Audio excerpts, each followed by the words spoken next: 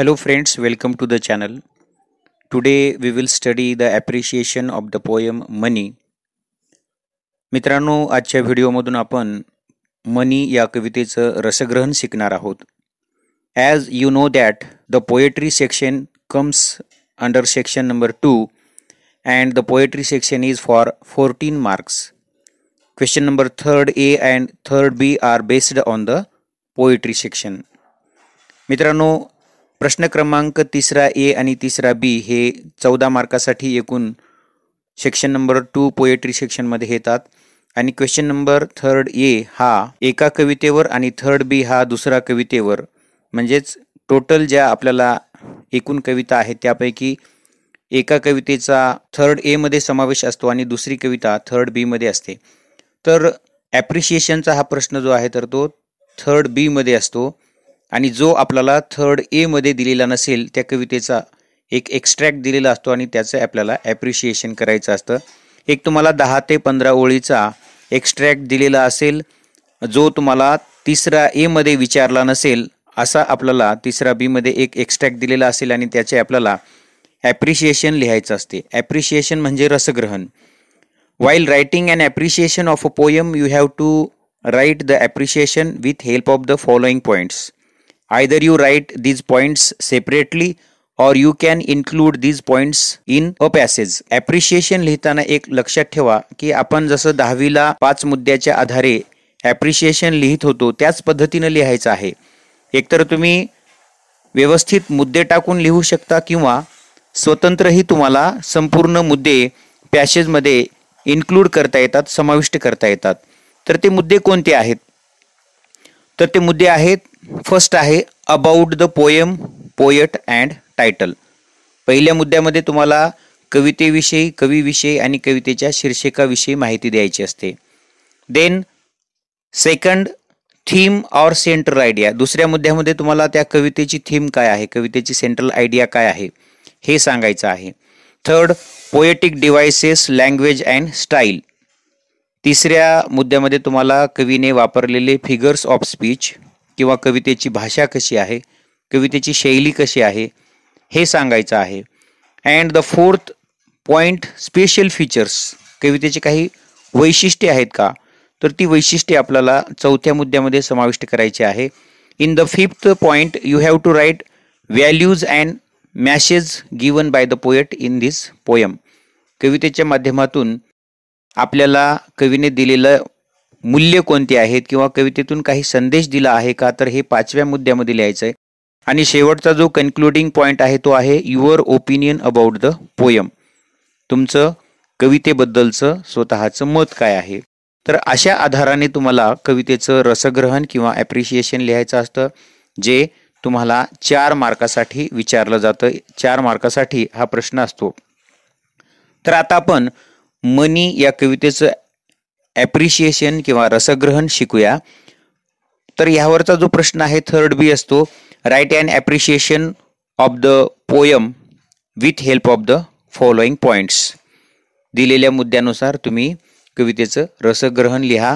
तर जे मुद्दे आता आपण सांगितलेले 6 मुद्दे, about the poem, poet and title, theme or central idea, poetic devices, language and style, special features, values, message and the last point is your opinion about the poem. तर सुरुवातीचा मुद्दा आहे अबाउट द पोएम.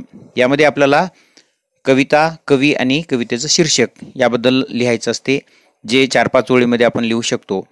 तर about the poem यामध्ये आपण लिहू शकतो, the poem money is written by Welsh poet William H Davies. In this poem, he speaks about the importance of joy, happiness, and peace. These are the essential components of human life than money. But instead of these, money is considered more important. Davies was one of the most popular poets of his time. He tramped through UK and US as he experienced the life of a rich person and a poor person. These experiences are reflected in his writings and through the present poem also. तर पहिल्या मुद्द्यामध्ये आपण about the poem, poet and title हे सांगितलेलं आहे. त्यामध्ये आपण सांगितलेलं आहे की ही कविता Welsh poet William H Davies यांनी लिहिलेली आहे. या कवितेतून कवी आनंद आणि मनशांतीचं महत्त्व आपल्याला सांगतो. मानव हा या सुखाच्या पाठीमागे लागून सुख म्हणजे काय हे विसरून जातो आणि केवळ तो पैशालाच सुख समजत बसतो आणि त्याच्याच पाठीमाग लागतो, हे आपल्याला यातून त्यांनी सांगितलेलं आहे. विल्यम डेव्हिस हे UK आणि US मध्ये बहुतांश भागामध्ये फिरलेले आहेत. त्यांना आलेले अनुभव त्यांनी त्यांच्या लेखनातून मांडलेले आहेत. तर हे आपण पहिल्या पॉईंटमध्ये सांगितलेलं आहे. त्यानंतर थीम अँड सेंट्रल आयडिया, या कवितेची जी थीम काय आहे किंवा सेंट्रल आयडिया काय आहे हे आपल्याला या पॉईंटमध्ये सांगायचं आहे. The central idea of the poem is how people change there behaviour with the possession of money. Many friends gather around you when you have a lot of money, but all these false friends go away when you lose your money. The important components of life are happiness, love and care, not the money. तर या कवितेची जी central idea आहे, तर ती central idea आहे की लोक किंवा तुमचे मित्र त्यांचं वर्तन पैसे असताना आणि पैसे नसताना कसं बदलतात यावर ही कविता बेतलेली आहे. त्याचबरोबर हेच जे मित्र आहेत तर तुमच्याकडे भरपूर पैसा असताना तुमच्या सभोवताली असतात आणि जेव्हा तुम्ही तो पैसा गमावता तर ते सर्व तुमच्या आयुष्यातून निघून जातात. तर कवीने या कवितेच्या माध्यमातून मानवी आयुष्यासाठी आवश्यक असणारे घटक म्हणजे आनंद, प्रेम आणि काळजी करणं हे महत्त्वाचं आहे, पैसा महत्त्वाचा नाही, हे आपल्याला या कवितेतून त्यांनी सांगितलेलं आहे. सेंट्रल आयडियामध्ये सांगता येईल. त्यानंतर poetic devices, language and style हा मुद्दा. Poetic devices, language and style या मुद्द्यामध्ये आपल्याला कवीने वापरलेली राईम स्कीम सांगता येईल. कवितेने वापरलेल्या वेगवेगळी फिगर्स ऑफ स्पीच कशावर भर दिला आहे हे या मुद्द्यामध्ये मांडायचं आहे. The rhyme scheme of the first 4 stanzas is ABCB and the 5th stanza is written in ABAB.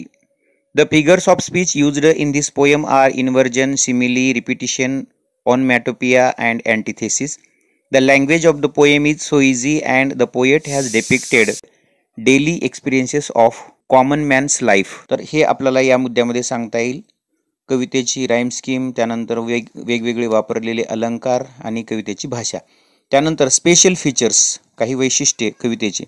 The poet repeats the word money to express the way men give much importance to money, but they forget that money actually takes away your happiness.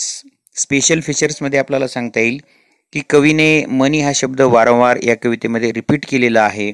त्याला सांगायचं आहे की मानव पैशाला खूप महत्त्व देतो आणि तो विसरून जातो की त्याचा खरा आनंद हा पैशात नसून पैशामुळे त्याचा खरा आनंद हिरावला जातो. Then next point, values and message.